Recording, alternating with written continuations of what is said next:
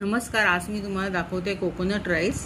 तर त्याच्यासाठी जवळजवळ सव्वा पेला तांदूळ आहे. तो मी नॉर्मल तांदूळ आहे किंवा आपल्याकडे शिजलेला भात असेल कालचा तर तो सुद्धा घेतला तर चालतो. तर त्याच्या आता फोडणी तयार करायची आणि त्याच्यामध्ये खोबरं घालायचं भरपूर आणि फोडणी मेन आहे त्याची. आणि मग तो कोकोनट राईस झाला. असा डब्यात देऊ शकतो आपण किंवा झटपट कोण आलं तर पटकन करायचं असेल तर त्याच्यासाठी सुद्धा तो चांगला लागतो.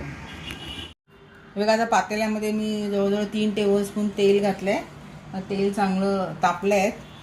ॲक्च्युली ह्याच्यामध्ये कोकोनट तेल वापरायचं, खोबरेल तेल, त्याने आणि चांगला स्वाद येतो. तर ते एक मिरीचं पान मी तोडून टाकलं आहे. त्याच्यामध्ये आता आपण फोडणी तयार करूया. त्याच्यासाठी थोडेसे 1 छोटा चमचा चण्याची डाळ टाकली आहे.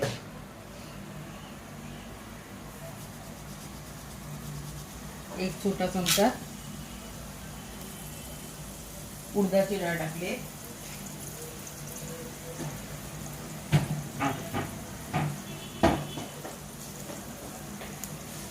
1 छोटा चमचा आपण राई टाकली आणि 1 छोटा चमचा आपण जिरं टाकलं. ह्याच्यामध्ये 2 काश्मीरी मिरच्या अशा बारीक करून टाकलेत आणि कढीपत्त्याचे 2 डाळे टाकले.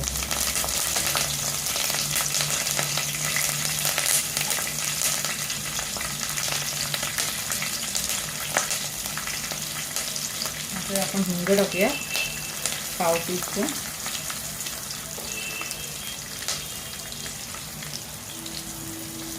आणि 3 टेबलस्पून आपण शेंगदाणे घातले.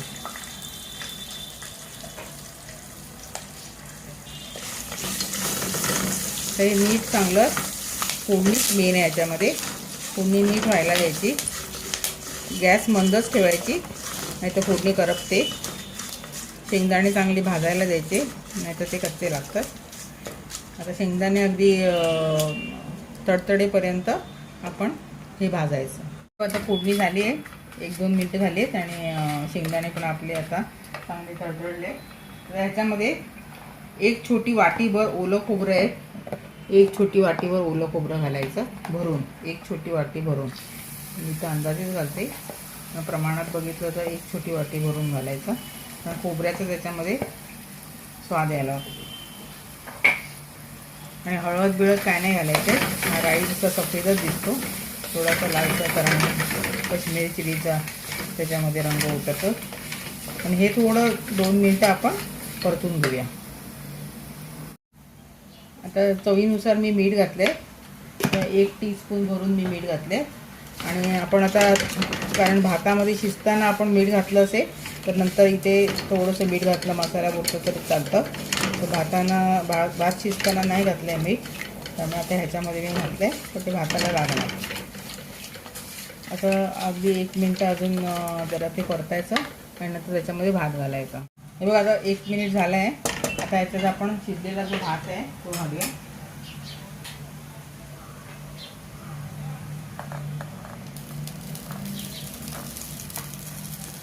आणि कालचा जर भात असेल तर आणि जास्त चांगलं लागतं ते, कारण तो अगदी खुसखुशीत झालेला असतो.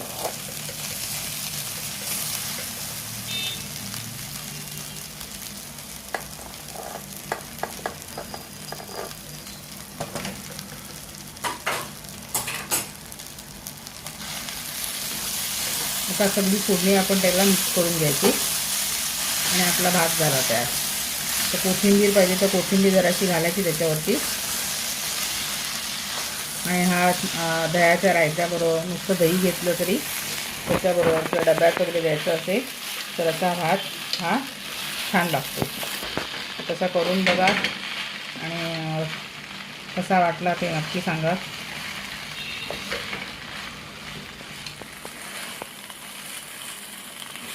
दह्याचं रायतं बनवायचं त्याच्याबरोबर काकडी घालून, किंवा नुसतं जरी दही घेतलं तरी पण हा राईस चांगला लागतो, कोकोनट राईस. आणि कोकोनट तेलात जर केला तर आणि छान लागतो तो. आता झाकण ठेवून एक वाफ काढायची, मग आपला भात झाला तयार. तर कसा वाटला असा हा कोकोनट राईस. नक्की सांगा मला. लाईक करा, सबस्क्राईब करा, शेअर करा माझे व्हिडिओज आणि please subscribe my channel. Thanks for watching. Bye.